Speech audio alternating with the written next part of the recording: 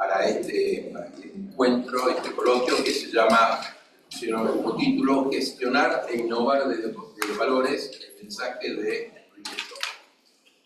Como saben, Enrique Shaw fue el primer tesorero que tuvo la Universidad Católica de Argentina, su iniciador, además de haber sido presidente de la Acción Católica y presidente de la asociación, presidente y fundador de ACDE, la Asociación Mexicana de Dirigentes de Empresas, que ya presidenta nos acompaña hoy también acá.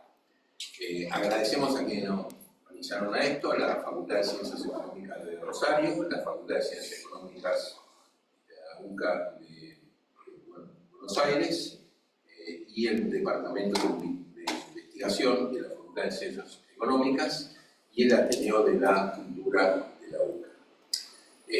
Antes que nada, le vamos a dar la palabra para el saludo inicial a los dos decanos presentes, uno virtualmente y el otro aquí con nosotros, Carlos Newland, que está aquí a mi izquierda, decano de la Facultad de Ciencias Económicas de la UCA de Buenos Aires, y Oscar Navos, que está acá en pantalla, que es el decano de Ciencias Económicas de Rosario. Carlos, por favor. Bueno, bienvenidos a todos. Quiero felicitar a todos los que han trabajado en este evento y su organización. Quizás mencionar especialmente a Ignacio Arriague y Marcelo Recico. Ignacio Arriague fue compañero mío de la facultad en el siglo pasado o anterior, cuando cursábamos juntos economía, y es un gusto volverme a encontrar. La verdad que estamos siempre entusiasmados con ACDE y con otras universidades en tratar de desarrollar, investigar, leer a Enrique Shaw. Me parece que hay mucho, está su archivo acá y hay mucho por investigar y por decir. Era un hombre que estudiaba mucho y anotaba mucho, no escribía mucho, pero anotaba mucho. Sus ideas hemos tratado de desarrollarlas haciendo el decálogo de Enrique Shaw. Hemos recientemente tenemos el Instituto Enrique Shaw de Estudio Empresarial, la Facultad de Economía, Ciencia Económica no tenía un instituto de Enrique Shaw en la empresa, y bajo la dirección de Marcelo está desarrollando en múltiples frentes, pero recientemente le hemos encargado a un profesor, que no es de la UCA, pero muy vinculado a nuestras ideas, de nuestro espíritu, el profesor Chilaver, que haga un trabajo sobre Enrique Shaw, que está ya hoy para una presentación, pero nuestra idea es que el pensamiento de Shaw se integre más a la currícula, que algunas materias nuestras, tenemos un seminario de nuestra serie de materias formativas, que esperamos pueda ser incorporado pronto y tengamos material para enriquecerlo. Así que muchas gracias a todos y cedo a mi decano colega de Rosario. La Facultad Económica de Rosario ya es más que la mitad de la nuestra en alumnos, así que vamos a tener que hacer un esfuerzo muy grande para crecer un poco, porque si no, en cualquier momento pasa Rosario la cabeza de la ciencia económica. Así que, Oscar, te dejo a vos. Está muteado, Oscar.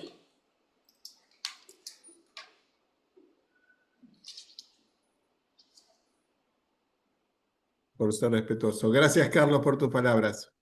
Bueno, una alegría enorme estar acompañándolos. Agradezco y felicito a los ya mencionados Recico y Arriague. Agrego también a Federico Falco y a Ariel Trinadori. Agradezco también la presencia de Carlos Cristini de ACDE Rosario. Así que este encuentro, su nombre, su título, Gestionar e innovar desde los valores, con el mensaje de Enrique, es un desafío enorme para todos nosotros. Y se transforma también en un objetivo muy interesante de poder transformarnos en portavoces de ese mensaje. Así que todas las actividades que podamos seguir organizando entre estas dos facultades de Ciencias Económicas y los otros ámbitos, amigos y colegas, siempre serán bienvenidos. Así que gracias a todos, una alegría, repito, estar con todos ustedes. Bueno, muchas gracias. Muchas gracias. Dicen que alce la voz, así el micrófono lo pueden tomar, pero bueno. Ahora para el primer panel invitamos a José María Simone y Fedora Viviani, que está online desde Tucumán.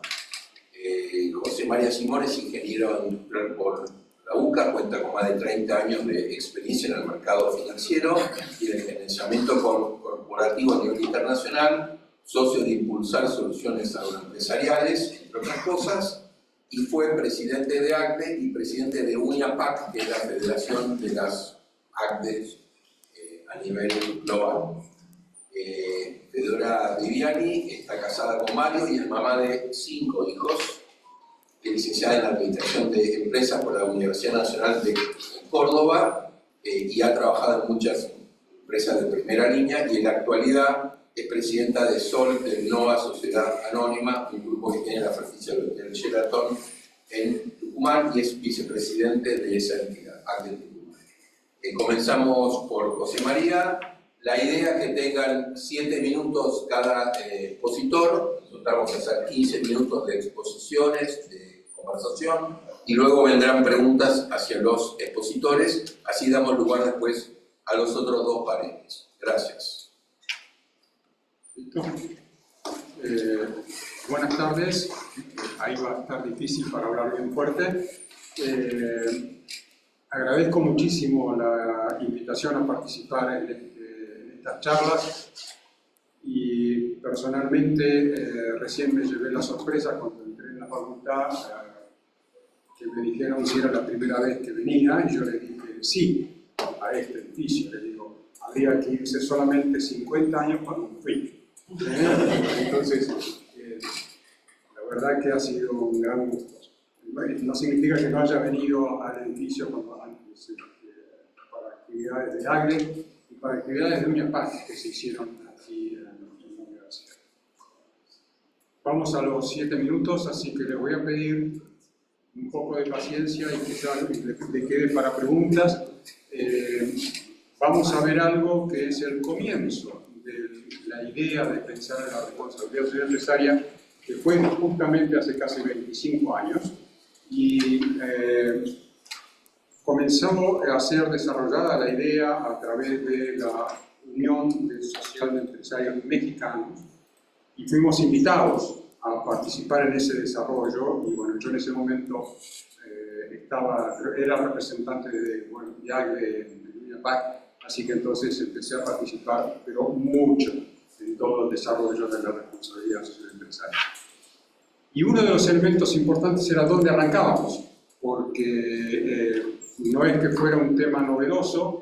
Para que sepan, en ACDE los primeros documentos sobre responsabilidad social empresaria fueron del año 75-76. Ya allí se usaban esas palabras. Si bien los conceptos, después vamos a verlo, Enrique ya tenía conceptos, pero utilizado como responsabilidad social empresaria empezó en el fin de la década del 70. Entonces, el elemento más importante que buscábamos en ese momento era buscar ideas de dónde comenzar, y se tomó parte de la doctrina social de la Iglesia y del compendio de la doctrina social algunos elementos, dentro de los cuales eran conceptos y frases de papas, y en este caso yo he puesto la de Pablo VI, que dice: el hecho de ser cristiano y empresario no debería constituir de ningún modo una carga o originar la culpa. Por el contrario, debería representar un compromiso y una fuerza interna motora hacia la integridad moral, la responsabilidad, la sumisión y la apertura social. Un resumen de esto es: primer tema importante que surge es el definir que la responsabilidad social empresaria es para servir al hombre, no es para la empresa, sino que el resultado está en la empresa, pero en realidad es el desarrollo del trabajo del hombre. Y el otro elemento importante es que va a estar aplicada a personas. Sin ninguna duda, una estructura, una organización empresarial por sí sola no sirve, esto lo conocen mucho, así que no voy a ahondar sobre este tema, pero sí, ahí teníamos que buscar una definición que tuviera en cuenta a la persona por sí misma. Y es así que entonces comenzamos a pensar en cómo definir un elemento que en ese momento se hablaba muchísimo de, y lo llamaban responsabilidad social empresaria, bajo un concepto de lo que se denominaba People, Planet and Profit, es decir, las 3 P's. Y esas 3 P's están referidas al aspecto social, al aspecto ambiental y al aspecto económico. Entonces, teníamos que buscar el elemento que aglutinara esto, y entonces lo que desarrollamos fue incorporamos la 4ª dimensión, que la llamamos la persona. Y esa persona no debemos olvidarnos entonces cuáles son los elementos que están en general con cada uno de nosotros. Hay una necesidad humana, una necesidad espiritual, una necesidad material que a su vez tiene que estar relacionado con el resto de las dimensiones de la responsabilidad social empresarial. Y esta 4ª dimensión muestra que si se utiliza correctamente la responsabilidad social empresaria... Perdón, José María, acá están diciendo No, que no se escucha, que por ahí a lo mejor si te sentás, no te sacas el micrófono, ¿no? Para, El micrófono es acá, creo yo. Así que quizás. para empezar, De pie ahí. ¿De pie? sentado en el escritorio. Yo no tengo problema, pero Sí, yo por ahí. no tengo problema de estar parado. El problema está en que me vean. Estoy parado. Es la cámara que sí me está enfocando. ¿Sí? La cámara igual muestra. Está bien, no, la cámara está mostrando aquello. Perfecto. No sé hasta dónde llegaron, pero si no... ahora sí se escucha. dice. Perfecto, Así. ok, mejor. Entonces, hablando de la incorporación, voy de nuevo al slide anterior, que era la 4ª dimensión. La 4ª dimensión fue un elemento que pensamos que teníamos que hacerlo y la verdad que era lo correcto, que era incorporar a la persona a las 3 patas de la dimensión que en ese momento se hablaba, que era la parte económica, ambiental y social, y agregar a la persona. Y este es el aglutinante más importante. Y lo que sí tuvimos en cuenta y pensamos es que la empresa no queda solo en la construcción del mundo, que es el lugar de la edificación del reino, sino que los imperativos éticos de la responsabilidad social empresaria van más allá. Y eso permitía, a través de la participación profunda y a la cual se dirigía toda la responsabilidad social, que eran las personas, que terminara siendo una mística que ayudara a que los valores sean perdurables en el tiempo. Es así que entonces buscamos cómo desarrollar este tema y fueron creados documentos y libros que están obviamente a disposición. El primer documento es la responsabilidad de los valores, es decir, la explicación de los valores para las personas, cuáles eran, basados en parte de los conceptos que acabo de decir. Y en el año 2008 fue publicado por UNIAPAC un documento que estuvo, al principio, fue desarrollado por México, Argentina y el resto de algunos países de América Latina, y el resto se incorporó UNIAPAC en el mundo, fundamentalmente Europa. Pero este documento tiene 2 elementos importantes. Habla desde el punto de vista empresario cómo poner en práctica el tema de valores y desarrollar los conceptos, pero a su vez tiene un sustento espiritual fuertísimo. El asesor doctrinal, el padre Herr, que era de UNIAPAC en ese momento, escribió todos los conceptos que habían sido desarrollados para la empresa y para el empresario, le buscó el sustento teológico, lo cual es importantísimo, porque decir que todo lo que estamos haciendo solamente material o desarrollo no, tenía un sustento de donde partía. Pero no solo nos quedábamos en el hecho de desarrollar un libro que dijese qué significaba, teníamos que ver cómo lo poníamos en práctica. A mí siempre, y soy un fanático, en buscar que todo lo que se desarrolle tiene que poder llevarse a la práctica, tiene que poder llevarse a nuestro día a día. Y entonces se hizo junto con los mexicanos lo que se llamó el protocolo de la responsabilidad social empresarial. Este protocolo hoy en día es una aplicación, se transformó en una aplicación y es posible trabajarla cada uno por separado, pero permite medir, permite ir en cada una de las áreas en las cuales el protocolo mide cómo está la actividad, cómo se aplican los conceptos que estaban en la rentabilidad de los valores a cada empresa. Pero no solo permite medir lo que estamos haciendo nosotros en la empresa, sino que también se le agrega el hecho de poder compararse contra el mercado local, compararse contra los que quieran formar parte. Y la verdad que se transformó en una herramienta muy interesante para poder manejar toda la información que surge de poder llegar y cumplir con todas las áreas que fueron desarrolladas. Son para todos los stakeholders y todas las áreas que tienen que ver con la parte espiritual, con la parte económica para las personas y con la parte de desarrollo del trabajo. Entonces, eso mismo está volcado en el protocolo de la responsabilidad social. Pero aparte de eso había que cerrar el círculo. Todas las partes tenían que poder participar.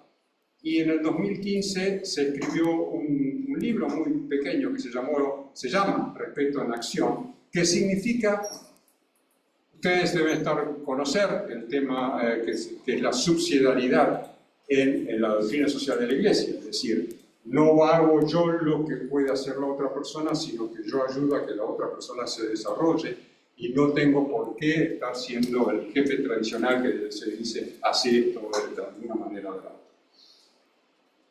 El respeto en acción, lo que se buscó fue que pudiéramos aplicar la subsidiariedad a el management. Y es un cambio impresionante que significa el dejar de ser el tradicional responsable de un área para transformarse en un líder, para transformarse en alguien que trabaja con la persona y ayuda a la persona. Siempre decíamos y usábamos como ejemplo, si tuviera la subsidiariedad en un barco, en un momento de tormenta, el capitán podría dormir tranquilo porque cada persona va a saber hacer lo que tenía que hacer al máximo de lo que tenía que hacer. Y el resultado final es que el barco llega a puerto y no hay ningún problema. Esto es lo que en principio teníamos que buscar. Bueno, el libro trabaja sobre ejemplos y esto también se hizo con la Universidad de San Lucas. Y luego existe la publicación que se hizo junto con el Vaticano, que se llama La vocación del líder empresarial, en el 2012 una versión, en el 2018 la segunda versión, porque se incorporaron la interpretación de las encíclicas de Laudato Si y de Fratelli Tutti, donde, no sé si ustedes han prestado atención, pero cada vez que el Papa Francisco o cardenales hablan de la actividad empresarial, hablan de la noble vocación empresarial. Y es en este documento donde empieza a plasmarse este concepto. Y ahí formamos parte. La única organización empresarial que formó parte para poder desarrollar este documento, como ya les dije, junto con el Vaticano, fue UNIAPAC. Y los de UNIAPAC somos las ACRES, o sea, no es otra cosa más que eso, es una organización que nos reúne. Pero estando aquí, no puedo dejar de decir que Enrique, en el año 61, hizo una presentación a un congreso mundial en Chile, de UNIAPAC, donde obviamente él representaba a Argentina. Y miren lo que decían allí, junto con otro miembro de dirigentes de empresa en Chile.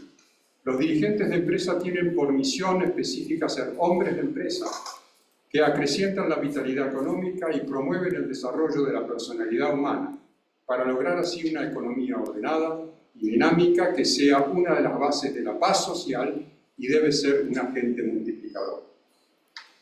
Si traemos todo eso y después todos los otros documentos que continúan en esta publicación, no sé si obviamente alguno de ustedes ya ha leído ya Dominar la Tierra, que es un muy buen resumen hecho por Fernández de Sala,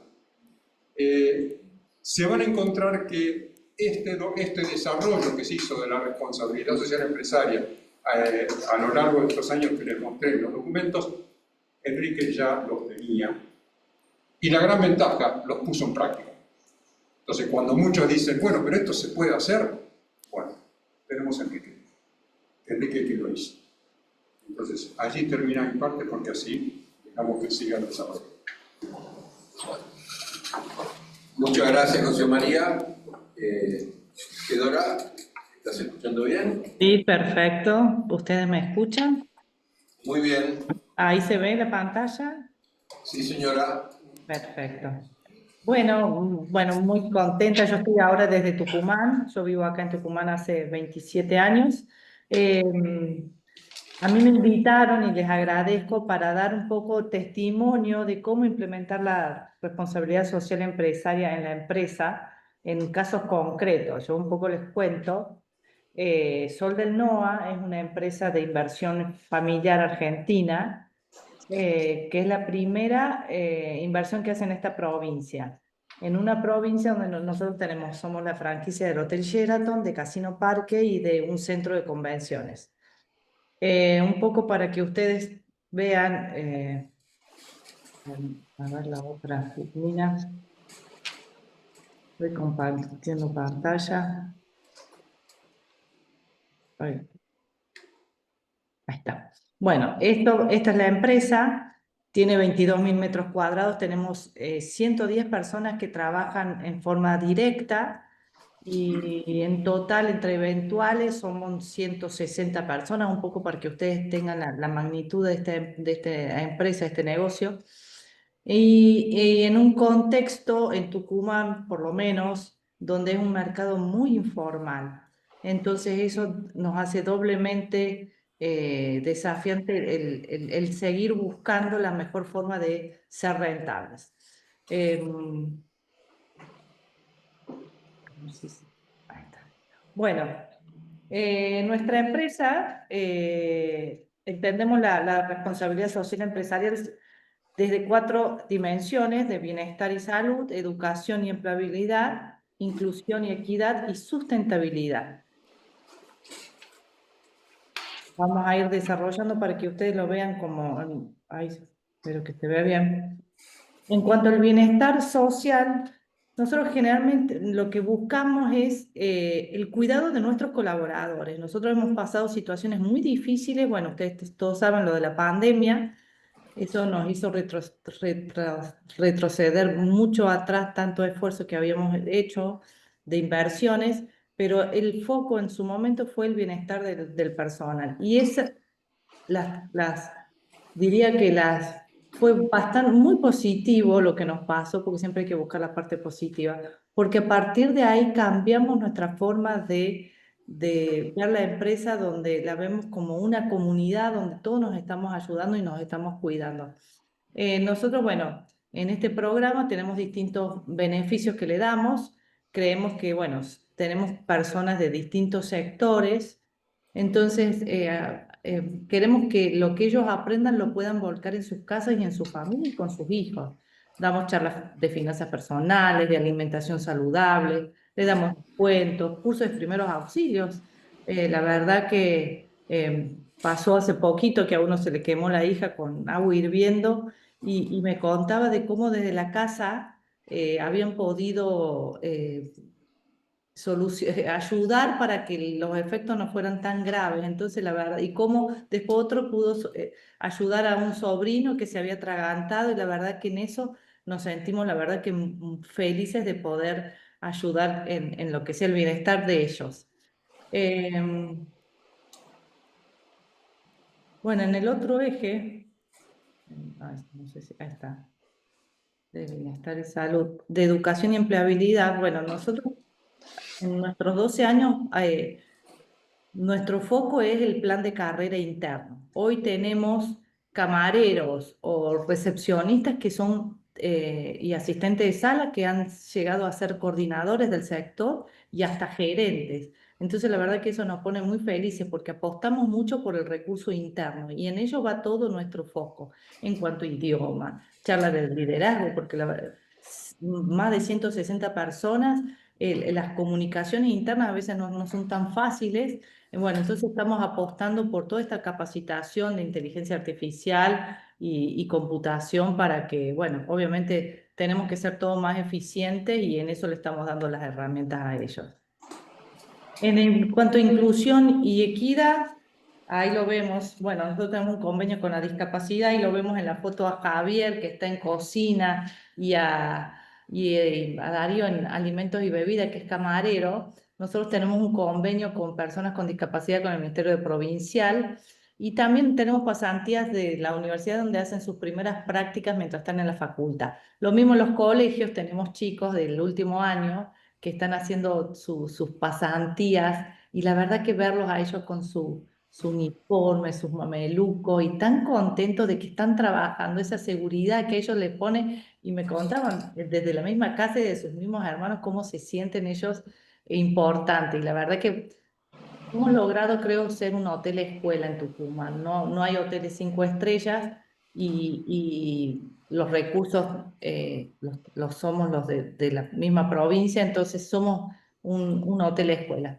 También tenemos la inclusión de recuperadores urbanos, tenemos un convenio con una fundación. Viene Mario con su carrito y a veces viene su hija a ayudarlo 3 veces por semana.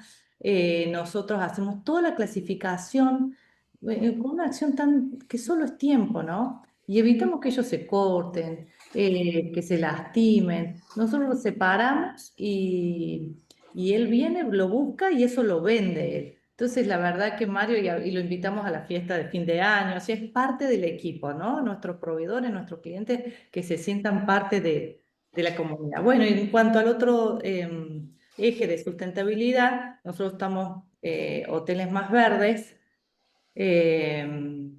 Hacemos todo lo que es, bueno, ustedes ya saben, ¿no? Lo que tratamos de ahorrar en agua y en energía para lograr que el consumo sea menor y en eso reducir los costos. Y bueno, yo soy Fedora, nieta e hija de inmigrantes y trato de poner los valores que en mi casa mis tíos, mis abuelos y mis padres me han enseñado. Y eso lo trato de vivirlo en la empresa. En estos valores que en mi casa no se hablaba mucho, se trabajaba mucho, no se hablaba mal de la gente, al contrario, vinieron de Italia y en Córdoba trabajaron para la comunidad friulana, entonces nos llevaban y ver cómo ellos se ayudaban y cómo con mucho respeto y un gran ejemplo que tengo de ellos que es, bueno, mi deber poder plasmarlo en la empresa y la verdad que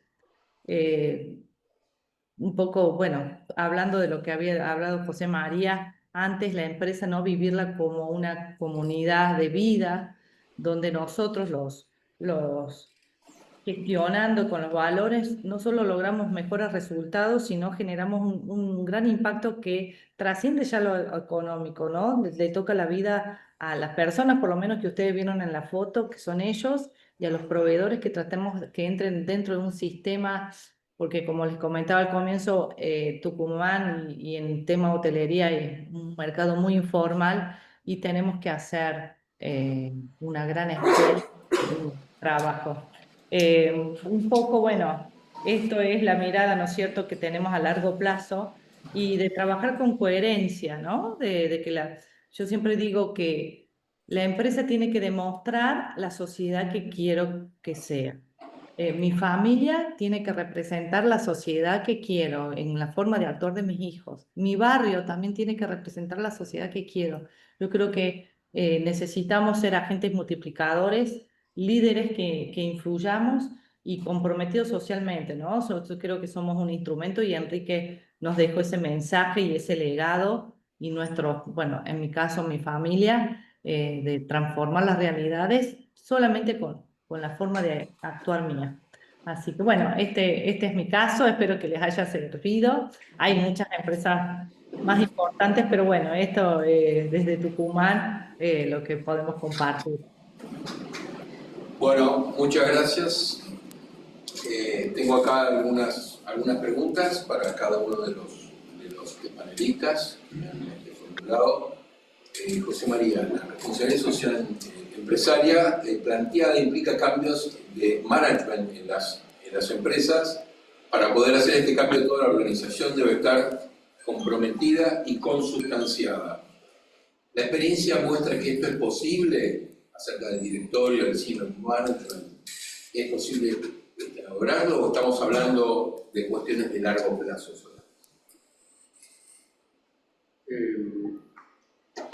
Es un tema importantísimo, porque ningún cambio en una empresa grande o chica, si no hay comunidad de objetivos y entendimiento de todas las partes de lo que significa la responsabilidad de estar gerenciando una empresa, va a haber problemas. Entonces, siempre el planteo es cómo lograr que toda la organización participe de este cambio. No es posible que no esté cambiando en términos de aceptar una administración diferente de la que tradicionalmente se estaba haciendo, sino que ponga delante de la visión los aspectos que tienen que ver con las personas. Yo siempre digo que un ejemplo extremo es cuando, que lo vivió Enrique, cuando pasa algo en las circunstancias de la empresa y hay que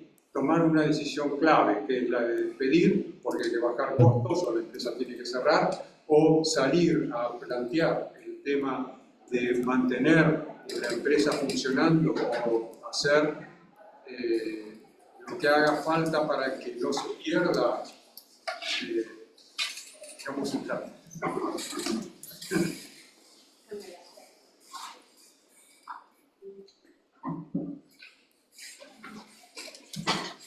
que no se pierdan las posiciones de trabajo. Es importantísimo que todos estén consustanciados, al punto tal que es necesario que en algún momento, de nuevo, como hizo Enrique, hay que ir al directorio, hay que ir, fue a Estados Unidos, donde estaba el accionista mayoritario de la empresa, y le dijo, hasta acá llegué, si ustedes no me dejan seguir adelante desarrollando la empresa y no hacemos nada con las personas, yo me retiro de la empresa. Pero no sé si ustedes han tenido la oportunidad de leer el documento, el memorándum interno que sacó Enrique, donde se dirigía a la empresa una vez que fue aceptado el concepto de no reducir el personal. Si ustedes lo leen, se van a encontrar con que fue muy duro. No es que dijo, bueno, quédense tranquilos, la empresa nos va a soportar meses en los cuales a lo mejor no hay ingresos. Le digo, si yo encuentro a alguien que no está trabajando, esa persona se va. Entonces, mejor que se organicen donde todo el mundo tenga algo que hacer y no que vengan acá a la empresa a hacer haraganería. Entonces, no va el concepto de no trabajar u organizarse, sino que va el concepto de que todos pasan por las mismas circunstancias y seguir adelante y buscar el resultado. Entonces, es clave porque tener que ir y discutir en un directorio que está en el extranjero, y conocemos bien cuando a veces están en el extranjero, no entienden lo que está pasando localmente. Eso no mismo pasaría acá si el directorio está sentado acá. No se crean que porque uno es una empresa internacional la va a mirar distinta. Lo que pasa es que la empresa internacional no vive el día a día, en cambio el directorio local vive el día a día, pero cuando llega el momento de ver resultados económicos, allí empiezan las discusiones internas. Y entonces el senior management, el directorio, está consustanciado. ¿Por qué? Porque tiene un objetivo importante. Y la visión es que a lo mejor el cambio de actitud, a lo mejor no sea de un día para el otro, pero sí sea con el tiempo, cuando se vea que una administración bajo el concepto de responsabilidad social empresaria es más eficiente y a la larga, económicamente, da más resultados porque las personas trabajan de una forma distinta, todos consustanciados con lo que está pasando en la empresa. Gracias, José María. Fedora, a ver si me escuchás. ¿Han podido medir en empresa el impacto concreto de las acciones implementadas en materia de responsabilidad empresarial, en lo social, ambiental o económico? ¿Ahí tienen alguna medida de esto? Sí, lo estamos tratando de medir, tenemos mucho camino por recorrer. de buenas prácticas que tenemos que seguir, es como en la casa de uno, yo con mis hijos sigo enseñando. En el caso de los recuperadores urbanos, los cartoneros, bueno, que yo les contaba a Mario, nosotros tenemos entre cartón, vidrio, latas, plástico, papel, aceite mismo que juntamos para darle, para reciclar. Tendremos unos 20.000 kilos por mes, que eso la verdad que es muy poco, tenemos que seguir mejorando en eso y que la gente se concientice y lo tome como un hábito. Eso nos genera un ahorro económico de poco más de 200.000 pesos, pero no solamente ese ahorro económico, sino que Mario después lo vende. Nosotros le pagamos una pequeña aporte, cuota a la fundación. Él vende esos kilos, él gana ese dinero y la empresa que compra el papel reciclado, después nosotros como empresa se lo compramos. Todas nuestras hojas son recicladas, entonces es una economía circular perfecto y son con cosas que no generan, que no nos generan ningún gasto, sino es un hábito de ahorro y de cuidado. Eso por un lado. En agua y energía, bueno, sí, ustedes saben lo de que es hoteles más verdes, que se le pide a la gente que deje las toallas o en el piso o en la bañadera para si las quieren lavar, y si no, en ese vamos ahorrando un 5, un 10% todo lo que es en agua y energía, pero debemos seguir trabajando. Y yo creo que con todas estas cosas que uno genera y que la gente sepa que nos importan, es que el resultado final es el compromiso que tenemos.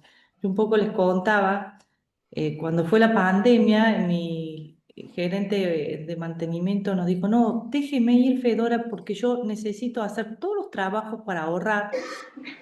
Ahora que el hotel estábamos con una sola persona, que todo el hotel para una persona, no se cerró nunca solo por él, pero hicieron todos los trabajos y él me decía, porque si nosotros hacemos los trabajos de mejora, usted va a poder cobrar una tarifa mejor. Entonces, ahí cómo se involucró él en el resultado de todos, ¿no? Y es lograr ese compromiso. Y otras cuestiones, otros datos que por ahí no son medibles, es que a veces hay gente que, bueno, tenemos muy poca rotación de personal. A veces se han despedido personas, se han ido, digo, no despedidos, sino se han ido por otras mejoras, condiciones o empresas más grandes. Pero la verdad que cuando vuelven, me dicen que hasta la familia dice por qué se fue de la empresa. Así que para eso es un gran aliciente que el trabajo que estamos haciendo.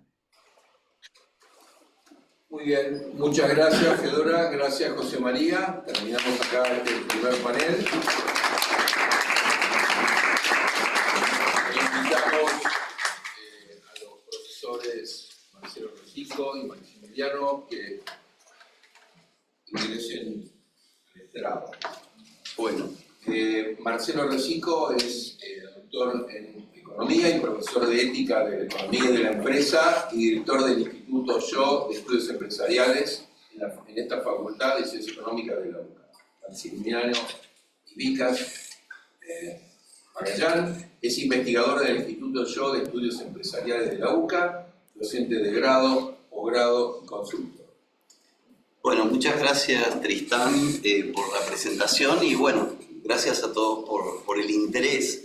Este evento, como saben, se llama Gestionar e Innovar en Valores y este es el panel sobre todo sobre innovación y de alguna manera refleja un poco lo que estamos investigando dentro del Instituto Yo de Estudios Empresariales. Una manera de encarar el legado de Enrique es tratar de ver un poco su espíritu y ver cómo aplicarlo a la actualidad.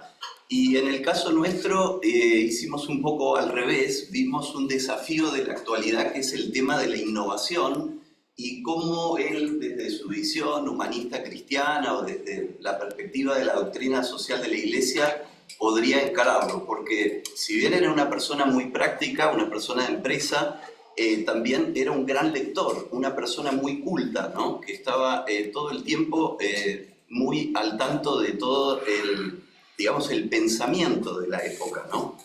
Así que bueno, vamos a ver cómo estamos aproximando este tema en la investigación nuestra. Y bueno, partimos un poco de uno de los principales autores que ha acuñado el tema del empresario innovador, es digamos, Joseph Schumpeter. Schumpeter tiene la característica, nació en Austria, pero después dio clases en Alemania y también muchos años en la Universidad de Harvard. Y además una cosa muy particular es que dio clases durante la época que Enrique estuvo estudiando un posgrado en administración de empresas allá en Harvard en los años 40, ¿no? Fíjense, en su libro más famoso, que se llama La teoría del desarrollo económico, él describe un poco las características del empresario innovador. Ahí esa frase es de él. El desempeño empresarial implica la intuición junto con la fuerza personal, ¿no? La energía personal. La capacidad de percibir nuevas oportunidades que no se pueden demostrar al momento de iniciar la acción y la fuerza de voluntad para superar la resistencia que el entorno social a veces ofrece al cambio, ¿no? Entonces, como esta característica central del empresario, ¿no? De esa capacidad de intuir, a veces no puede hacer un cálculo completo de la intuición que tiene, pero tiene esa inclinación a la acción, a la asunción de riesgo, ¿no? A armar equipos para afrontar ese desafío y no, se anima, digamos, a ir contra la corriente, ¿no? Muchas veces, ¿no? Schumpeter definía la innovación como generar nuevas combinaciones. No siempre es inventar algo de la nada, sino que es tomar distintos elementos y combinarlos de un modo novedoso, y lo diferenciaba de la invención, ¿no? Los inventos, las teorías están en la universidad. La innovación es algo que hace el empresario, es tomar alguna idea o un conjunto de ideas y llevarlas al mercado, ¿no? Para satisfacer las necesidades de los consumidores. O sea, es encarar la producción y la distribución y la difusión de esa idea encarnada en productos, en servicios y en nuevas formas de la organización. Schumpeter entendía o clasificó 5 formas de innovación: la introducción de un nuevo bien, ¿no? La introducción de un nuevo método en el aparato de producción, la ampliación o la apertura de un nuevo mercado, nuevas fuentes de materia prima o la implementación de nuevas formas en la organización, ¿no? Puede ser en el marketing, puede ser en el financiamiento, la comercialización, la gestión de recursos humanos, etc., ¿no?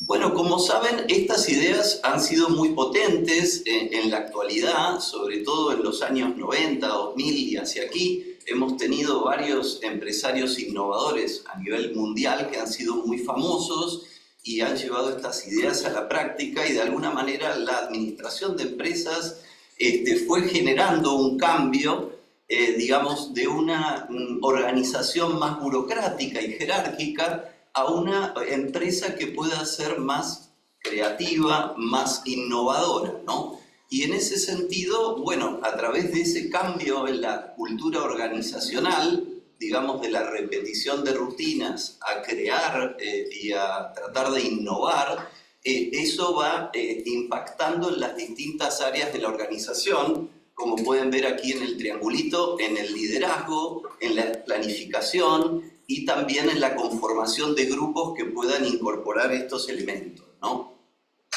Ahora, nosotros nos basamos bastante en esta interpretación que muestra que los resultados económicos de la innovación tienen que sortear 2 peligros, ¿no?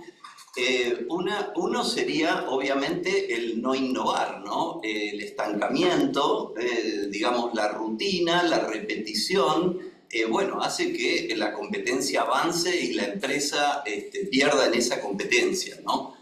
Pero también en estos autores que estamos citando, y pueden ver ahí en la diapositiva, también detectan que a veces, digamos, puede haber algunas innovaciones que no resulten, digamos, obviamente como estaban planeadas, y se da este fenómeno de las burbujas, ¿no? que se puede generar mucha expectativa y que después eso no se termina convalidando, ¿no? Entonces, un sendero de innovación sustentable sería una que, digamos, pueda sortear esos dos desafíos, tanto el estancamiento como quedarse en el mero marketing o en la mera, digamos, excitación del producto nuevo que después no funciona. Y nosotros vemos ahí un punto de contacto con las cuestiones éticas, ¿no? Que, bueno, ahí llevan un poco al empresario a encontrar una solución de las necesidades de los consumidores y una digamos, detección más certera, ¿no? Vamos a ver un poquito, esta parte no es tan importante, según las teorías actuales de la innovación, que por ejemplo digamos, ciclo de Gartner, un autor de administración, que muestra que en general las nuevas tecnologías suelen concitar una expectativa muy grande, que sería la curva verde que ustedes ven ahí, pero puede desvincularse un poco de la curva de la utilidad, ¿no? Que las innovaciones llevan mucha inversión para poder madurar y realmente ser efectivas, y a veces necesitan otro conjunto de innovaciones para realmente funcionar, ¿no? Entonces, lo que ven ustedes como una línea punteada sería esta burbuja, esta forma donde la expectativa después no es acompañada por un rendimiento real del bien o servicio o reforma organizativa buscada, ¿no? Entonces, este pico de las expectativas infladas a veces se da espontáneamente por digamos, interés o por ilusión o por, digamos, entusiasmo, y a veces es generado también por el marketing, que no tiene un punto de contacto con las necesidades reales de las personas, ¿no?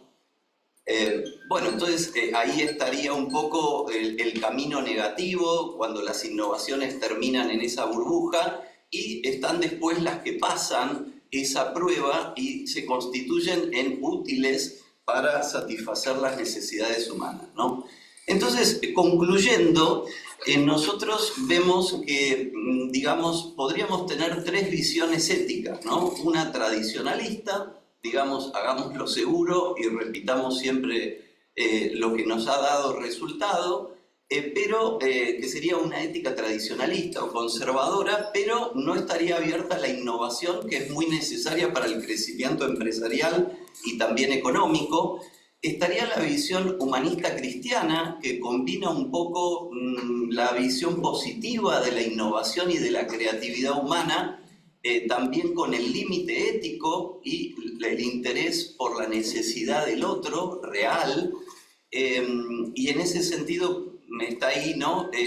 Somos creadores, así como en la tradición cristiana los seres humanos hemos sido creados a imagen y semejanza de Dios, ¿no? Dado que Dios es creador, los seres humanos tenemos algo de esa chispa, de esa luz para tener iniciativa y crear nuevas soluciones, ¿no? Pero dentro de un marco ético. Y lo que vemos hoy también es otra postura ética, que es la del transhumanismo. No sé si conocen la obra de Harari, una de ellas se llama De animales a dioses, la segunda se llama Homo Deus, quiere decir que el hombre es un dios, que digamos tiene otra visión, otra cosmovisión, y cree que la realidad y el ser humano tiene esa capacidad creativa, pero somos el resultado de una evolución puramente material, azarosa, ¿no? Entonces, en esta perspectiva se pierde un poco la dimensión del límite ético, de la necesidad de los otros, y bueno, y surgen estas ideas de aceleración permanente, de exponencialidad, que para nosotros, desde el punto de vista práctico, como ven ahí en el transhumanismo, podría generar una mayor tendencia a la inestabilidad y a las burbujas, y podría generar, en algunos casos, sobreexplotación de los recursos, ¿no?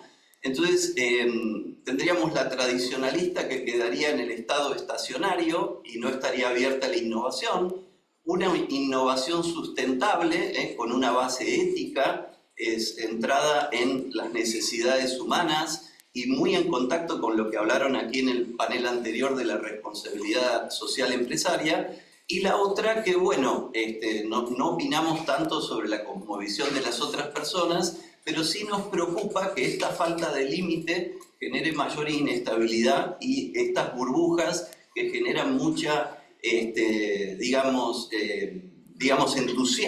entusiasmo en algún momento, pero pueden no tener los resultados esperados, ¿no? Así que con esto un poco les doy las gracias por la atención y los dejo con Maximiliano. Gracias. Gracias, Tristán, Marcelo, gracias a todos por estar. Voy a hablar más fuerte porque voy a tratar de recordar que tenemos que hablar para el micrófono un poco, también para quienes están en el público desde otro lugar. Quiero hablar un poco, retomando lo que dijo el decano, lo que dijo Carlos Newland, de que tal vez la obra de Enrique no es una obra muy vasta en la escritura, algo que seguramente sirve, bueno, después van a comentar un poco más o van a ampliar, pero creo que tiene que ver con algo que Marcelo también dijo. El empresario es un hombre de acción y, digamos, la obra está puesta en su acción, por eso mucho de lo que estamos pensando pasa por ese lugar. Creo que eso es algo muy interesante. Algo que también me gustaría rescatar es lo que comentó José María al inicio, y buena parte de esas prácticas, esas buenas prácticas, se tratan de integrar o se buscan integrar en esta mirada de la responsabilidad social empresaria. Creo que desde un lugar práctico y un poco pensando en lo que quería conversar hoy con ustedes, que es tratar de ver los valores y la innovación como trabajamos con Marcelo en la innovación empresarial, pensar qué sugerencias prácticas puede tener un empresario para pensar esto, porque también es importante llegar desde ese lugar. Pensaba en lo importante que es tener un protocolo, ¿no? Tratar de protocolizar de alguna manera y generar algún indicador que nos permita entender por dónde estamos, lo que comentó Fedora previamente también, de esto de, me quedó a mí la pregunta de pensar qué tipo de estándares o protocolos están aplicando, y ella comentó un poco de qué manera lograrlo. Entonces también entender cómo eso baja en la micro, en la empresa, y cómo lo pensamos desde la macro también en términos teóricos o en términos técnicos, pero entender que los hombres de acción, las mujeres de acción, las personas que están en empresa, lo están pensando desde un lugar muy aplicado. Y como lo están pensando desde un lugar aplicado, es importante también empezar a pensar cómo los valores y cómo la innovación impacta, y de qué manera podemos recomendar, pensar, discutir una guía, una brújula para moverse o para que un empresario se pueda mover desde ese lugar, ¿no? Marcelo muy bien comentó el tema de la innovación, qué es la innovación, ¿no? Y pensar un poco de que la innovación genera nuevas oportunidades, son nuevas combinaciones, son los elementos que también permiten de alguna manera que se puedan ofrecer más y mejores bienes y servicios, y eso está muy bien. Ahora, también es importante, porque esto genera cambios en la cultura organizacional, y eso nos genera también una serie de situaciones que nos obligan a repensarnos a nivel interno y externo. Y en ese momento ya tenemos que empezar a pensar que todo potencial beneficio trae también potenciales riesgos. Y digamos, a priori, y sabiendo también que el empresario es un hombre de acción, una persona de acción, la mirada priorística resulta, no puede llegar a ser importante. ¿Cómo? Bueno, ¿qué podemos hacer para eso? ¿Qué puede hacer un empresario cuando innova? ¿Qué puede hacer un empresario cuando pone en práctica? Bueno, tratar de discernir algunas de esas consecuencias. Digamos, un poco el pensamiento acá es tratar de empezar a pensar o de poner sobre la mesa la reflexión de cómo podemos hacer para discernir algunas consecuencias de la implementación. La innovación está, las posibilidades de adoptarla están. ¿Qué podemos hacer? Bueno, ¿cómo podemos entrar en esa discusión? Un poco lo que queremos plantear acá con Marcelo, para evitar también caer en estas situaciones de burbuja o hype, como él comentaba, producto de esta mirada más aceleracionista, así como también evitar caer en la quiebra o en el estancamiento que nos puede llevar a un lugar desde lo macro y de lo micro muy malo. Bueno, tratar de pensar en criterios básicos, ¿no? Tratar de ver cómo el decisor incorpora una hoja de ruta. Si no es un protocolo, si logramos tener un protocolo, si logramos tener un estándar, por supuesto que es mucho mejor, pero en el momento en el cual el decisor se encuentra frente a la situación, empezar a discernir algunos elementos que tienen que ver con las posibilidades, ¿no? El nivel de impacto, ¿no? Pensar, por ejemplo, qué nivel de impacto es aceptable o controlable dentro de mi empresa, dentro de mi sector, para los actores a los que voy a involucrar. ¿Qué nivel o qué riesgos y peligros, ¿sí?, conozco a priori sobre la innovación? Efectivamente no los voy a poder dominar todos, y efectivamente hay un montón de elementos que se escapan, que son producto de la dinámica social y de la dinámica empresarial, pero ¿cuánto de eso puedo discernir a priori para tratar de contener, ¿no? ¿Cómo distribuir los riesgos? ¿Cómo distribuir los beneficios? ¿Cómo gestionarlos, no? Pensar eso también no solamente entre los grupos sociales a quienes estoy impactando, sino también a las generaciones futuras. Empezar a tener una concepción más amplia. esto que José María comentaba y que Fedora también estaban comentando previamente, ¿no? Desde la lógica de la aplicación, pero también desde el pensar, ok, ¿qué vamos a dejar? ¿Cómo lo vamos a hacer? Esos elementos sí los puede pensar un empresario. Y no deja de ser una persona de acción que tiene cierta conciencia para poder entender esto, algo de lo que nosotros por ahí estamos hablando, de lo que Marcelo comentó muy bien, sobre poder tener un equilibrio, ¿sí? Una palabra que se me venía a la cabeza en ese momento es la prudencia, ¿no? Tener cierta prudencia a la hora de pensar una innovación y poder lograr algo que sea sostenible en el tiempo. ¿Sí? Podemos discutir si es sustentable o sostenible, si son ambas cosas, pero creo que como una buena brújula uno puede entender qué actores también influyen en ese desarrollo. Y teniendo esas variables, uno lo que también podría pensar como una pregunta también para poder innovar y para poder pensar de una manera ética la aplicación de esos valores, es, bueno, si más o menos estamos de acuerdo, y creo que quienes estamos acá estamos más o menos de acuerdo, que no es válido cualquier camino para innovar, que no vale todo para innovar y que existen consecuencias de esto, bueno, por ahí podemos pensar que existen 2 o 3 preguntas que de alguna manera nos pueden orientar o que pueden servir como una brújula, ¿no? Una, por ejemplo, es, ¿qué pasa con la decisión que tomamos por innovación? ¿Esa decisión la puedo comunicar con transparencia? ¿Me siento seguro de comunicarla? Digo, esto no es algo práctico en el sentido concreto de tener que aplicar indicadores puntuales, pero sí es un pensamiento que cualquier empresario, cualquier tomador de decisión podría incorporar en su cotidianidad, ¿no? ¿Qué pasa con los usuarios? ¿Qué va a pasar con los potenciales afectados? Bueno, empezar a reincorporar algunas cuestiones que son integrales, algo que José María dijo, una mirada integral sobre a quiénes estamos impactando, ¿no? ¿Qué pasa también con las decisiones que estamos tomando? ¿Está en línea con los criterios y con los valores aceptados, tanto a nivel interno como a nivel externo? ¿Estamos yendo hacia algún lugar en el cual nos estamos, digamos, encauzando? ¿Hay límites? ¿Hay un orden? ¿Existe? ¿Estamos muy por fuera? ¿Nos estamos quedando muy afuera también del orden establecido? Bueno, pensar esas cuestiones también para poder entender hacia dónde va esa innovación.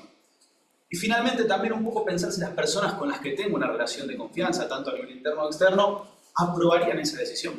Son preguntas bastante simples, pero que obligan a una introspección bastante interesante para lo que es, o que podría ser interesante para un tomador de decisión. ¿Y por qué decimos esto? ¿Por qué planteamos un poco esto? ¿Por qué nos preguntamos esto en relación a la innovación? Bueno, porque conocemos ejemplos, digo, trajimos solamente 2, uno positivo y otro no tan exitoso, sobre cómo se dan estas cuestiones, ¿no? WeWork, como empresa, una empresa que creció de una manera exponencial en muy poco tiempo, lo que Marcelo comenta como esa burbuja, como ese hype, era una empresa que tenía todo para, digamos, comerse el mercado, si lo queremos llamar de una manera sencilla, para poder ganar todo el mercado. Sin embargo, uno cuando empieza a ver cuál fue la situación de WeWork se da cuenta que, por ejemplo, ya en el 2018, y uno cuando ve acá el gráfico, esto para poder marcarlo en el punterito, ¿no? Cuando uno ve acá el gráfico y ve el pico de la valoración de la empresa en el 2018, ya empezaba a registrar algunos ruidos. La empresa en el 2018 ya tenía pérdidas netas por 1.900 millones de dólares. Era una empresa que estaba funcionando sobre una base muy aceleracionista, sobre una base de un comportamiento, vamos a decir así, con un crecimiento muy acelerado y con poca estructura. Para el 2019, en el primer semestre, ya tenía pérdidas por 900 millones de dólares. Cuando la compra SoftBank, la compra por un valor de mercado de 8.000 millones de dólares y nunca logra volver, ¿sí?, al pico que había tenido. ¿Qué había detrás de eso? Bueno, probablemente una ética, o uno podría pensar que algunos valores que estaban siendo puestos en práctica no estaban teniendo en cuenta la sostenibilidad del negocio. Detrás de esto había una dinámica que probablemente no estaba poniendo en el centro la sustentabilidad, ¿sí? Las decisiones tampoco estaban en línea con las de sus competidores. Muchos de los competidores podían replicar el mismo modelo y de manera más económica. No estaba pudiendo pensarse tampoco frente a otros en el mercado. Y otra cosa que se ve también es que a nivel interno no parecía haber un plan de mediano plazo para ser acompañado por ese círculo de confianza. Además, de hecho, como anécdota, digamos, la empresa cuando compra termina compensando a su dueño, a su ex dueño, cuando corren de mercado con 1.000 millones de dólares. Lo cual también nos hace preguntarnos si eso es un premio o si es un castigo, ¿no? Hacer las cosas bien, está bien, se paga bien, hacer las cosas mal, se paga, no se paga, ¿qué sucede también con eso? Y esa es una pregunta también interesante para discutir.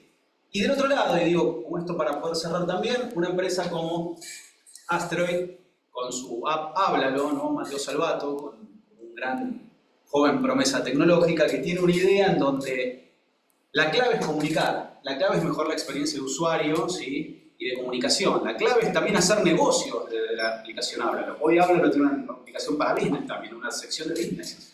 En donde uno piensa, ok, hay innovaciones disruptivas o innovaciones que implican algún cambio grande, pero que también están pensando en la sostenibilidad y que también están pensando en el otro, en la comunidad, en el grupo.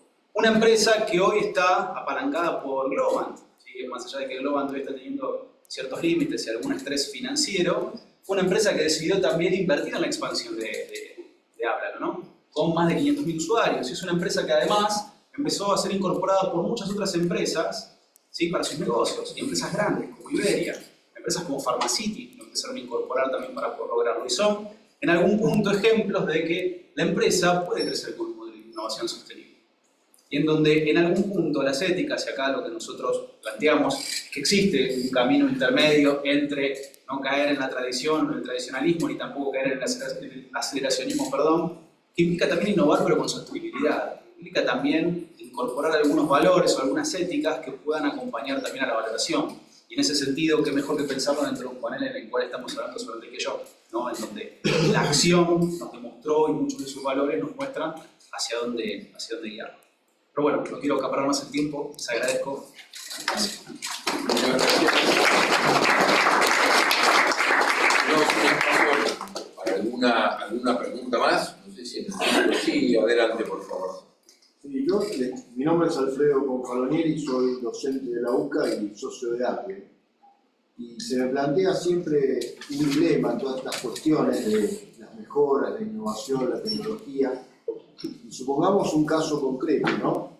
Yo soy el CEO de una compañía de 500 personas y desarrollar una innovación exitosa que me hace bien, me favorece en cuanto a que yo voy a poder prescindir del 10% de mi nómina. O sea, 50 personas se quedan sin trabajo y a cambio de esa innovación yo me aseguro en una empresa que dirijo y que es rentable un crecimiento del profit del 10%.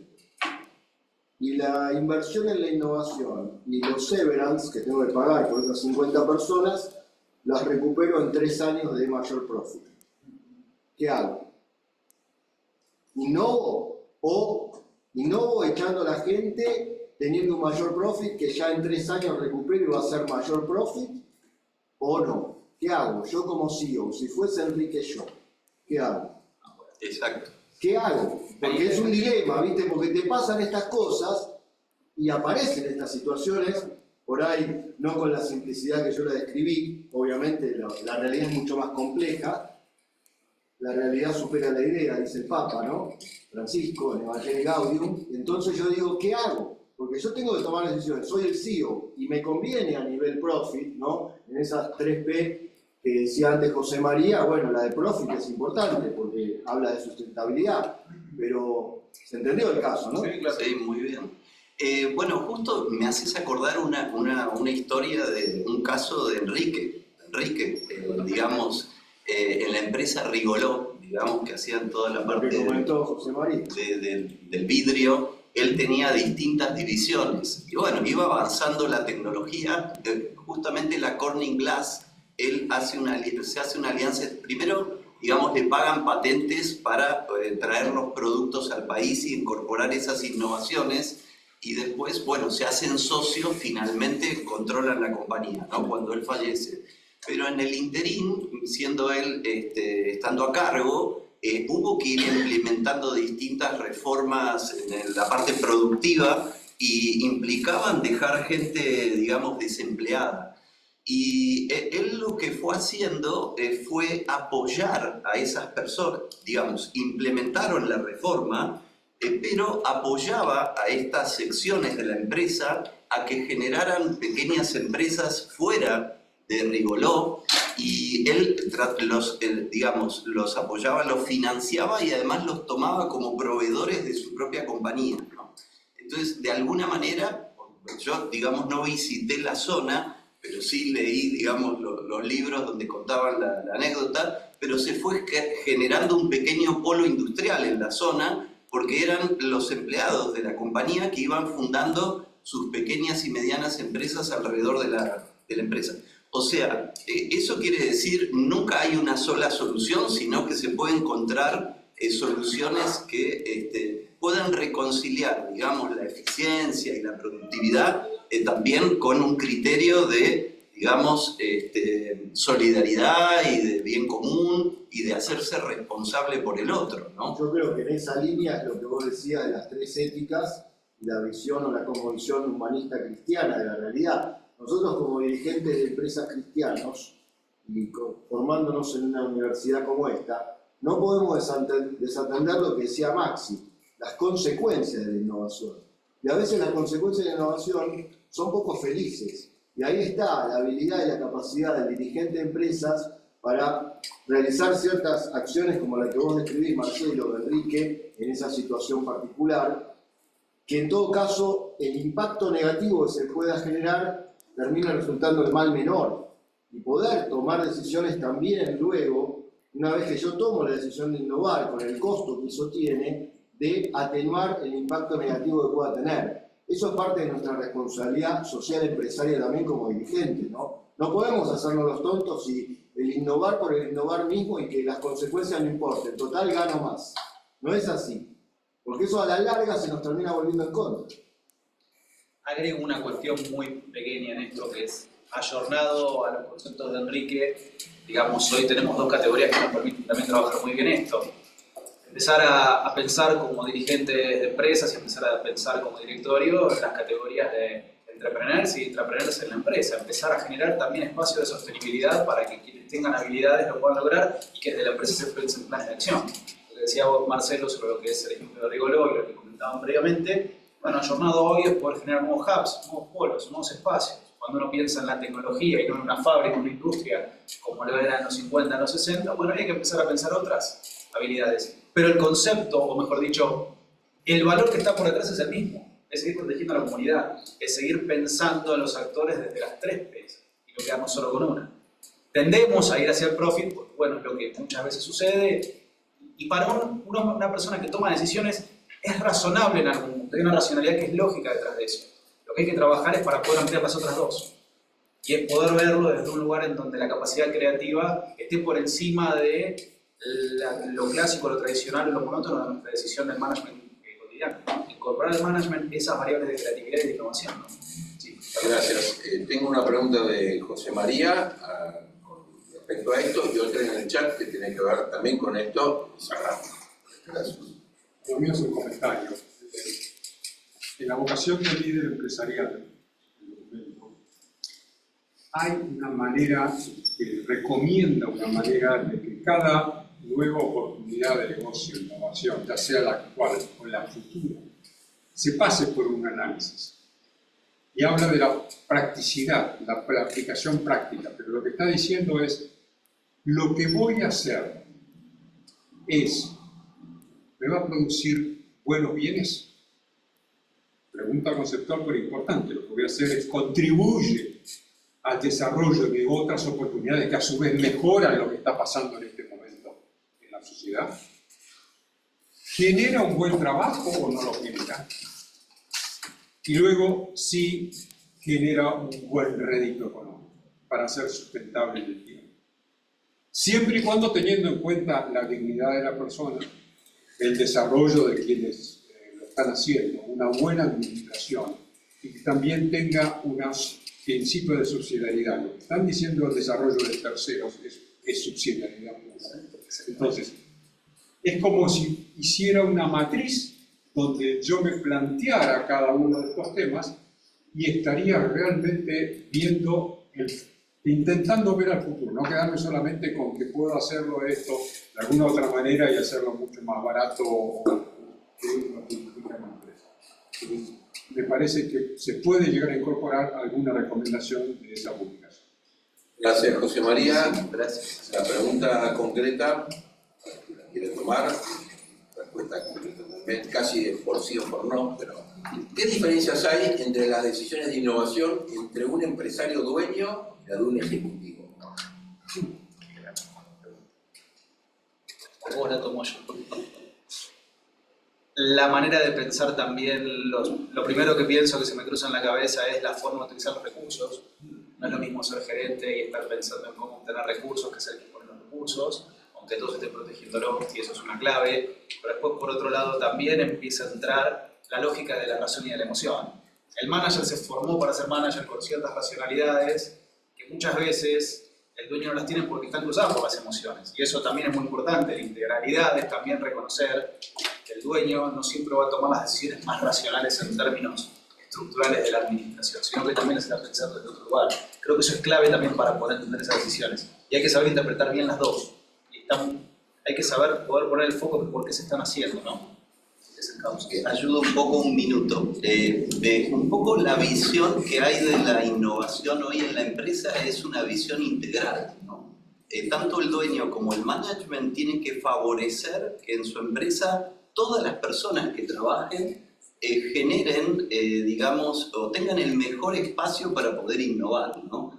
Y eso tiene que ver con un trabajo muy particular con cada stakeholder, ¿no? Uno puede innovar con algo que te dice el cliente, uno puede innovar porque los proveedores te traen un nuevo insumo o te ofrecen alguna cuestión, uno puede innovar con los distintos stakeholders, ¿no? Entonces, tener una visión integral para la innovación de la empresa un poco va borrando, digamos, esos estereotipos que, digamos, innova solo el líder y, digamos, todos los de abajo aplican, sino que en realidad hay que ir cultivando un equipo innovador y una cultura innovadora dentro de tu empresa, ¿no? Esto lo dicen hasta las personas de Silicon Valley que escriben los libros, que ellos favorecen las buenas ideas dentro de su empresa y tratan de contratar el mejor talento para, también para tener las mejores ideas, ¿no? Muy bien, muchas gracias a este panel, a Maximiliano y a... Muchas gracias. Nuevamente un panel mixto, la señora Silvia Bulla, que está aquí presente, que te la voy a presentar, y online, Manuel Gilabar, desde la costa atlántica, ¿no es cierto? Bueno,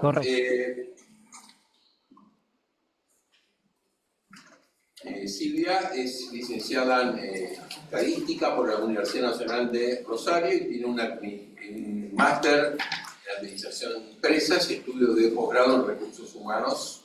Ha trabajado 35 años en empresas multinacionales norteamericanas como DuPont, International Flavors and Fragrances, y como presidente para Argentina y directora de Recursos Humanos para la región y de Compliance para Asuntos de Empleados. Desde abril de 2023 es presidenta de ACDE Argentina y está casada con Jorge Anselmo desde 1995, o sea, hace 30 años. Residen en Luján, muy cerca de la Basílica, y son padres de María Belén y Francisco.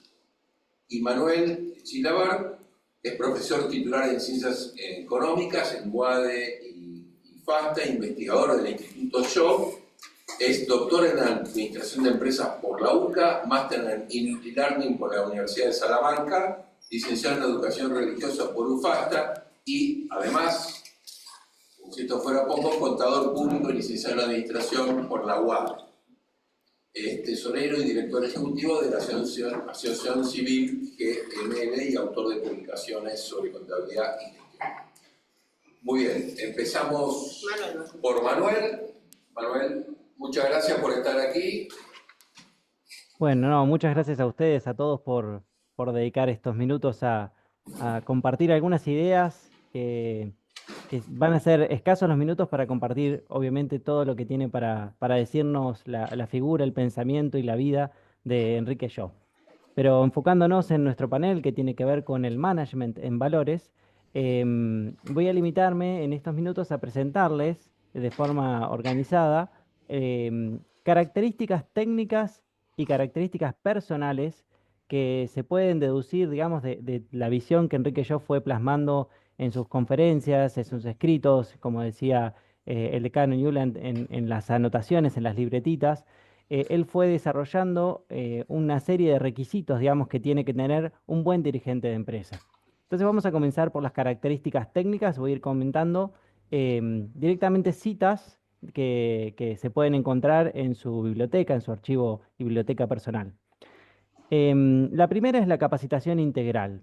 Dice que la formación comienza con una actitud interior de apertura y humildad.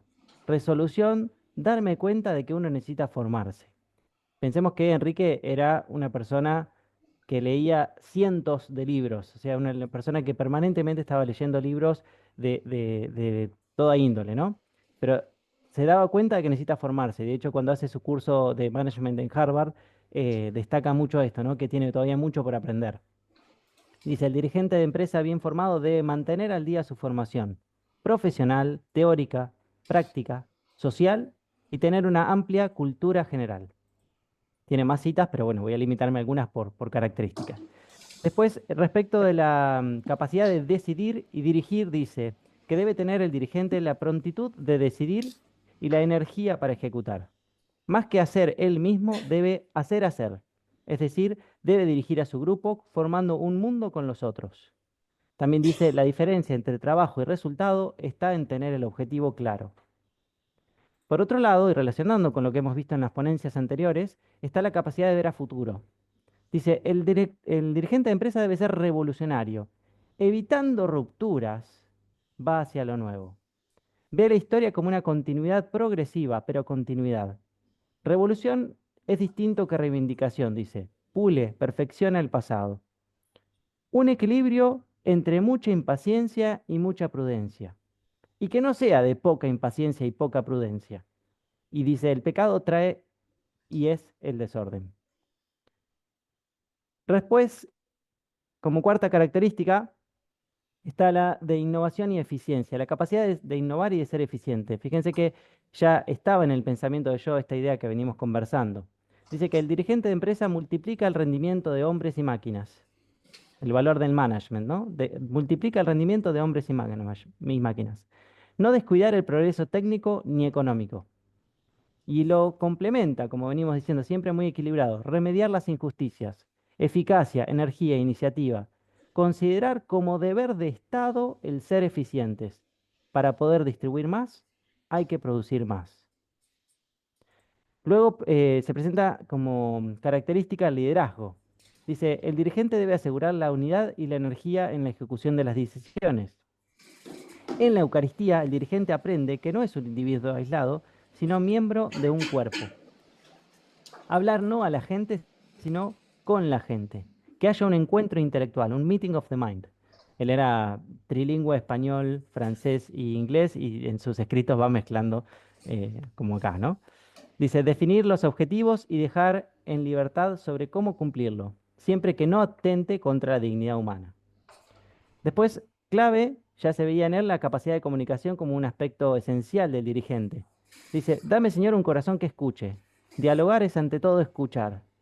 No basta con tratar bien al subordinado, sino al superior también. Hay que pensar que uno tiene mucho que aprender de él.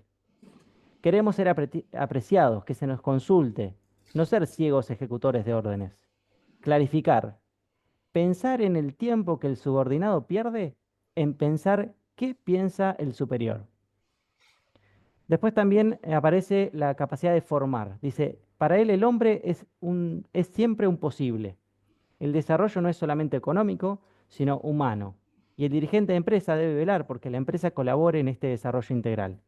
A los hombres, más que darle de lo nuestro, dice, hay que hacerles descubrir lo que tienen ellos, elevarlos, desarrollarlos.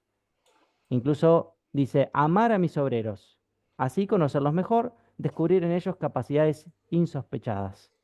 Todas estas características que se presentan en esta primera lista serían más bien técnicas, más de la ejecución de la función del manager. Y luego están las características personales que encarnan, de alguna forma, el vivir virtuoso de quien ejerce el management. Tenemos como primera característica la prudencia y la responsabilidad ética.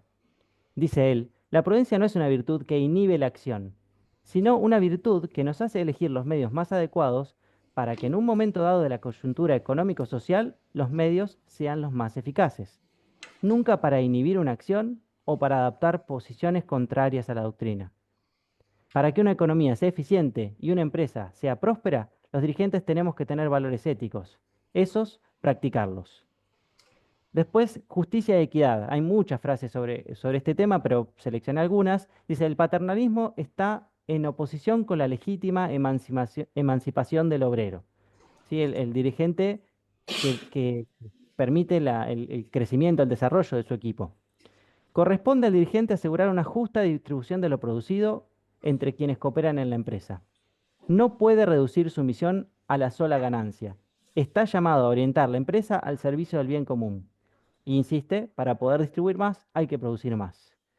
Por otro lado, el autodominio. Dice, el dirigente sabe contener la irritación, actuar con calma y dominio de sí mismo, incluso en situaciones tensas. El que rezonga continuamente no puede ser un dirigente, dice. Y él se reconoce también, digamos, una obra que se está perfeccionando, ¿no? Dice, mis defectos, dice, soy seco, tengo mal carácter, tengo mucho que hacer. Lo importante no es lo que uno hace, sino cómo lo hace. Si hay celos, envidia, hay desorden. Cuarta característica personal, el espíritu de servicio. Dice, el que gobierna debe hacerlo como el que sirve. Servicio hacia la compañía, hacia ustedes todos, hacia el país. La caridad debe ser el principio de las decisiones empresarias. Dice, Jesús no quiere comerciantes. Puede ser que me pida todo, puede ser que no me pida nada. Lo que sí me pide es que esté listo a todo. Después, como quinta característica, la humildad. Dice, el dirigente no funda su autoridad en el nacimiento o en la fortuna. Requiere cierta humildad para así poder ver las virtudes del otro. Y dice en otra de las conferencias, pido a Dios que tengamos la perseverancia y la humildad necesaria para ser no solo gentes transformadoras de cosas materiales, sino promotores de valores humanos. Después, como sexta característica, que es muy importante y que hoy en día no está tan bien vista, la capacidad de sacrificio. Dice, la dirección es una misión de silencio, de sufrimiento ofrecido, de oración. El dirigente es aquel que se siente responsable. No hay responsabilidad sin espíritu de sacrificio, no hay espíritu de sacrificio sin mística. El dirigente, si procura modelar su acción en la Eucaristía, debe por tanto también estar dispuesto a sacrificarse por su empresa, a actuar abnegadamente y sin agitación. Y finalmente, como última característica personal, fe y trascendencia. Dice, el dirigente cristiano no tiene que hacer más que otro, tiene que hacerlo de otra manera. La Eucaristía enseña al dirigente que toda empresa es parte del designio de Dios sobre el mundo. La actividad económica es participación en la obra de Dios Creador. Santificarnos a través de la profesión y santificar la profesión. Y concluye, el empresario católico tiene que ser el mejor empresario posible. Habría mucho más para decir, pero bueno, los tiempos son cortitos, así que con esto le cedo la palabra a Silvia para continuar. Muchas gracias. Muchas gracias, Manuel. Gracias, Manuel. Increíble el resumen que has hecho de las virtudes de Enrique. ¿Algunos de ustedes han visto el video de la inteligencia artificial, no sé, de Enrique Yo? ¿Alguno lo ha visto? Bueno, el video es un trabajo que hizo Víctor Valle, increíble, con todos los libros de Enrique Yo. Y por otro lado, preguntas que le harían hoy a Enrique Yo, y las respuestas se basan textualmente en las respuestas que están en los libros de Enrique Yo. La semana pasada celebramos la Semana de la Comunidad Empresarial para conmemorar el paso a la eternidad de Enrique Yo, y además es una ley argentina que ha sido sancionada para festejar no la persona del empresario, sino la comunidad donde el empresario se desarrolla y donde las empresas se desarrollan. ¿Cómo hemos decidido un poco conmemorar esto? Visitando el país, yendo a distintos lugares y hablando con empresarios, con profesionales, con estudiantes, sobre Enrique Yo, sobre el legado de Enrique Yo, y sobre ACDE también, que es una obra de Enrique Yo, que es la Asociación Cristiana de Dirigentes de Empresa. Traigo esto porque me pasó, y creo que de las personas de Tucumán que están, justo no están quienes me acompañaron en ese viaje.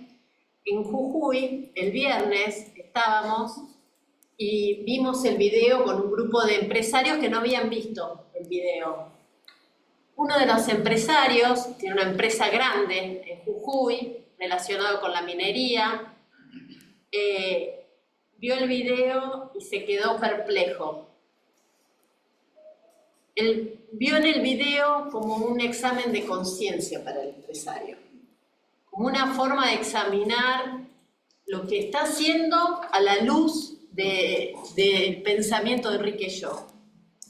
Entonces, yo los invito a los que no lo han visto, y podemos enviarlo a los participantes, a que lo vean. Mucho del contenido de Manuel está en ese video, pero lo que es muy, muy fuerte es oírlo con su voz, es traerlo a la realidad de hoy y ver cuán actual es su mensaje. De las características que examinaba Manuel, como para hacer un doble clic en alguna, ¿no? El tema del desarrollo de los trabajadores, el sacar lo mejor de cada persona, el entender que hay una historia, una trayectoria de las personas en las organizaciones y que el rol del líder es sacar lo mejor de cada persona.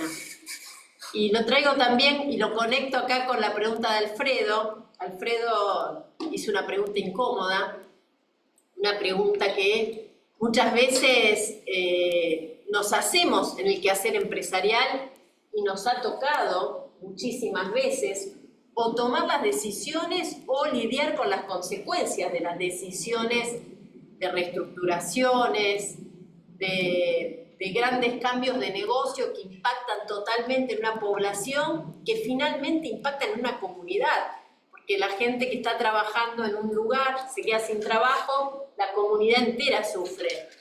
Entonces, creo que ustedes acá en la sala tenemos muchos estudiantes y supongo que también debe haber unos cuantos. No dejen nunca de traer estas miradas de las personas cuando se toman las decisiones.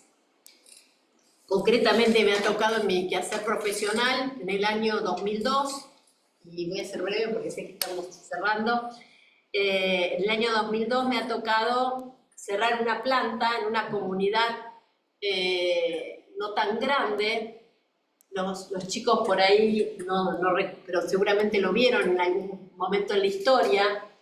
2001, una crisis económica de las más graves que tuvo el país, y tener que quitar el trabajo en una comunidad donde realmente en un momento del país muy difícil nos llevó como a reflexionar muchísimo, y a veces en las empresas hay cambios globales y bueno, también nos toca ese rol de dirigentes de empresa, pero que no siempre tomamos las decisiones y nos toca lidiar con las consecuencias. En ese momento unas 200 personas quedaban sin trabajo en una ciudad, en una comunidad de 50.000 personas, o sea, no una comunidad muy grande. Y lo que pudimos hacer en ese momento, y se los cuento desde los valores, de lo que podíamos manejar y lo que no podíamos manejar. No podíamos cambiar una decisión tan grande que se tomaba por cambio de direccionamiento de negocios, se vendían los negocios, la empresa nueva no quería esa planta que estaba en ese lugar. Entonces, bueno, crear un programa de emprendedores con las personas que estaban dejando el trabajo. El presidente de la compañía en ese momento era quien asistía personalmente a los emprendimientos de esos emprendedores para ver si eran o no, iban a ser o no prósperos, les daba consejos, se ponía con su camiseta ahí de CFO también, que lo era, a analizar y ayudar a cada uno.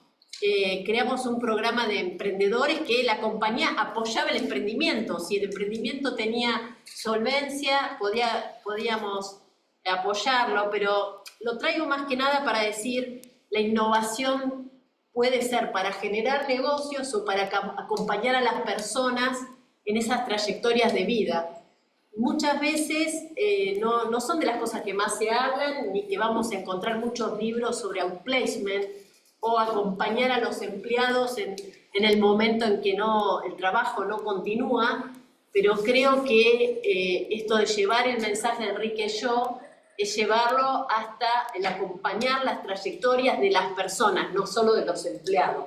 Acompañar a las personas como personas que pueden pasar por su momento laboral, pero también tienen que continuar colaborando con su familia, desarrollándose intelectualmente, desarrollándose para poder traer lo mejor aún en un momento difícil. Traigo como un ejemplo porque me inspiró un poco la pregunta de Alfredo. Volviendo a Enrique Yo, y para cerrar, Enrique Yo crea, entre tantas obras que ha hecho en tan corta vida, crea ACDE. ¿Para qué crea ACDE? Es para que se encuentren los empresarios. En ese momento no se hablaba de emprendedores, se hablaba de empresarios, pero sí había dirigentes de empresas grandes en el mundo, con un grupo de personas con las que había organizado una epopeya enorme de la posguerra para poder llevar alimentos a Europa a pedido del Papa. Y con esas personas, en el trabajo comunitario, habían encontrado que compartían valores, y compartían valores cristianos, y decidieron crear ACDE. ACDE hoy somos unas 1.300 personas y no empresas, en todo el país. Y somos parte de UNIAPAC, este UNIAPAC tan grande y tan fecundo que José María pudo ser el presidente también, a nivel global.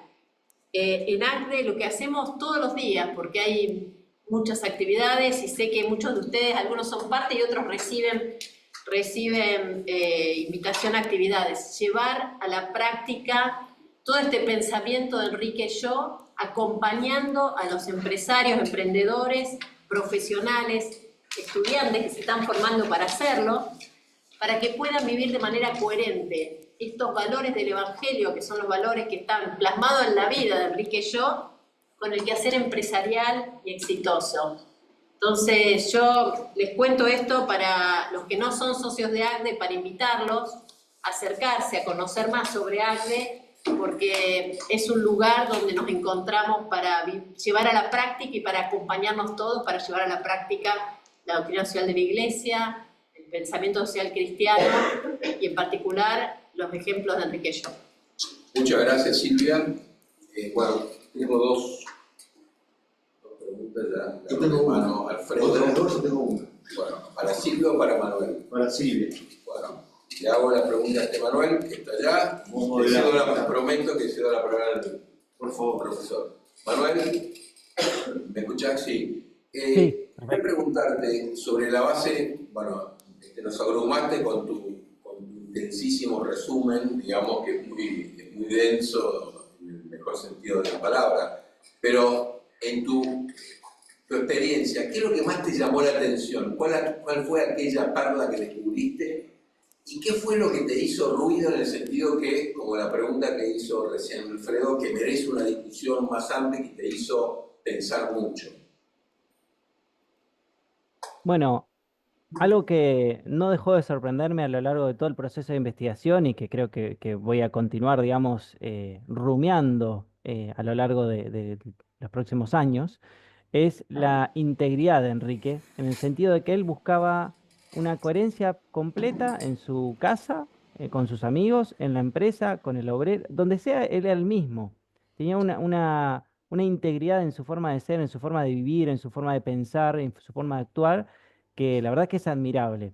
Y creo que eso habla también mucho de una necesidad que tenemos hoy en día todos en la sociedad, que tenemos tantos perfiles en Facebook, en Instagram, somos como 28 personas distintas. Bueno, él era una muy, muy, muy única.